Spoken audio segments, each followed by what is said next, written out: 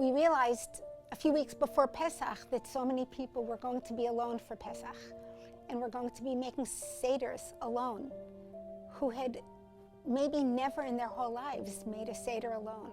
I'll never forget, Emily Labaton called me.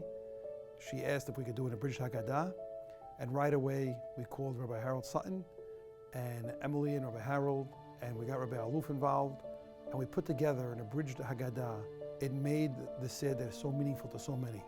Preparing for Pesach, taking care of people that stayed home alone, what to do with the Haggadah, how to do it according to halakha, and not to overdo things that maybe are not 100% according to all the poskim. Make sure that we give the right guidelines. Every halachic question that took advice from me and other rabbis in the community, which did everything perfect. When the SCA came out with the abridged versions of the Haggadah, I delivered a couple of copies to women around Deal. I'll never forget there was one woman who left a huge impact on me. I pulled up to her house and she came running down her driveway, and I opened my car door and she came up to me 6 feet away, and she had tears in her eyes, and she said, "Thank you so much." And I said, "For what? Like, here's a copy of a book. Why are you so, what's the big deal?"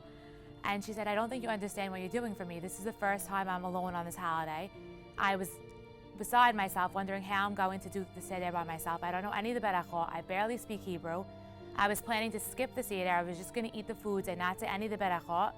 And I was so sad I was going to miss out on the mitzvah this year. And because of the SCA, now I could do Passover and I could do it the right way. I had a congregant who had passed away suddenly from COVID, and the widow was just left alone for Pesach Seder. She was also compromised, and really one of the things that saved her for that year, and she called me up afterwards, said, "Rabbi, thank you so much for the abridged Pesach Haggadah.